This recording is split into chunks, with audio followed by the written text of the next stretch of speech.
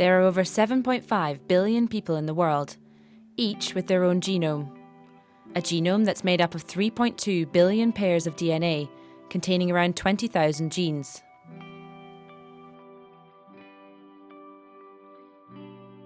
Whole genome sequencing allows scientists to read our DNA in its entirety. Over 99% of the human genome remains the same in all of us, but that still means there are millions of variants which make us who we are. By analysing these differences, doctors are able to identify defects which may cause genetic disease or cancers. The UK is a world leader in this field and last year became the first nation to sequence 100,000 genomes through a project launched by then Prime Minister David Cameron in 2012. It's the future for healthcare because we want to crack cancer.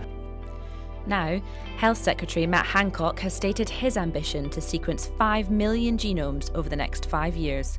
That's 7.5% of the UK's population. So 1 million whole genomes will now be sequenced, along with a long-term vision of 5 million. And I want to make it available to all. But with genomics looking set to take a central role in our public health care, what still needs to be addressed in the rollout of this pioneering programme?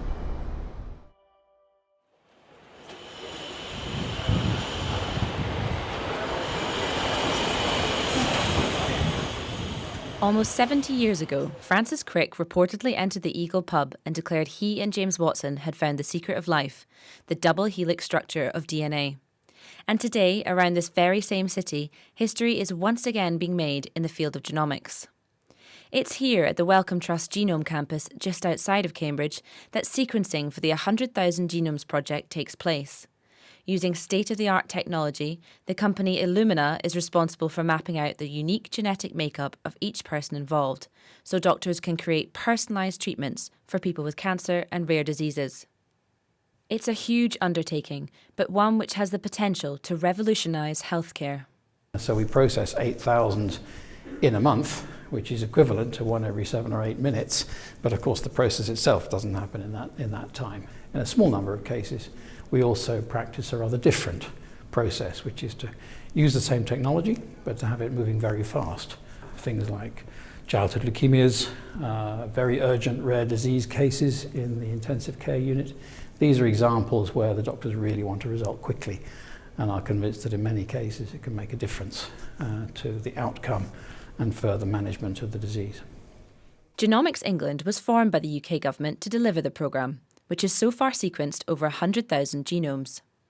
Scientists say that by looking at the genome of a person affected by a rare disease, they can help find which DNA changes might be causing the problem, providing a much clearer picture for diagnosis and treatment.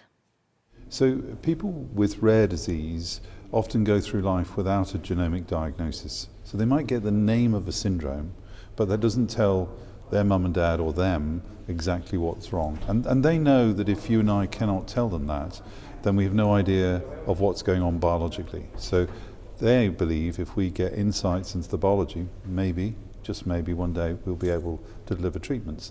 And we already are. In cancer, we can choose from looking at the genome in about half the people a potential therapy, either in a trial or a therapy that might be available on the National Health Service.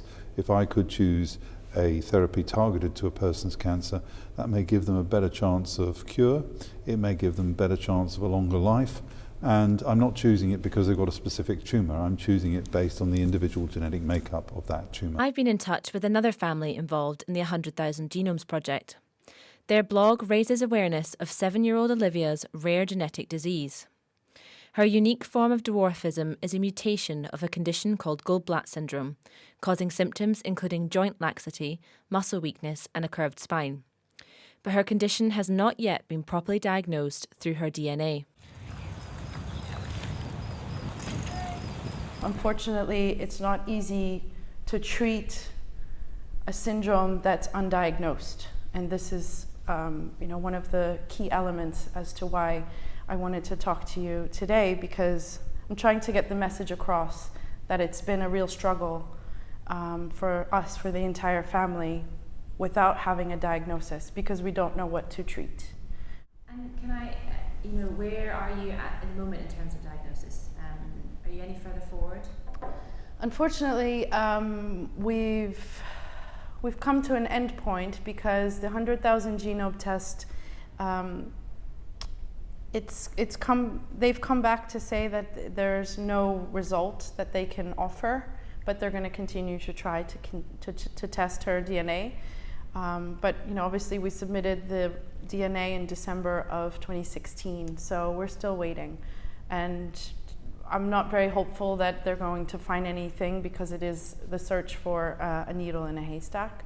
I think for us, at least as a family, we're living with the fact that we know she has a very rare skeletal dysplasia.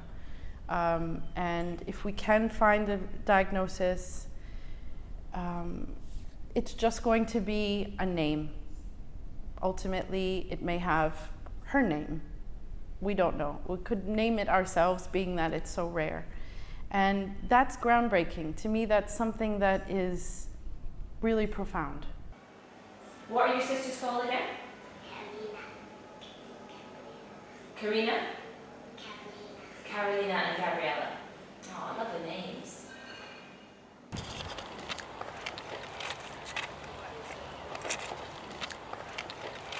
Whilst Olivia isn't able to walk independently, it certainly doesn't stop her from racing around with her sisters. Oh, yeah, this way you can turn on now. That's cool. Isn't that great? Yeah. Come on, guys. Come catch me. There's certain things that I can't change. And she is a gift, and we see her as that. So thankfully, there's a good team of doctors that know her well enough now to say she's doing okay.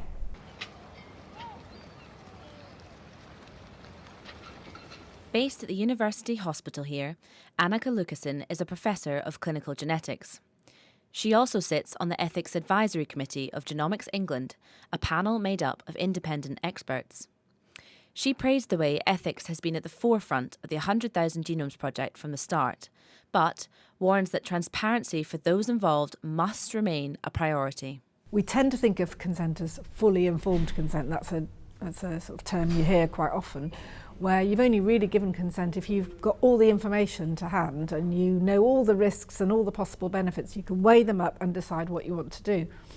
And I think for something like genomics, that's just much harder to provide because it's an open-ended venture.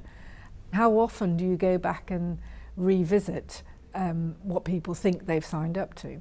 And we've done some really interesting research on the 100,000 Genomes project where we asked people what they had signed up for when they consented to the project. And actually people, I think nearly everyone said they were really happy with the consent process, but they couldn't remember what they'd signed up for.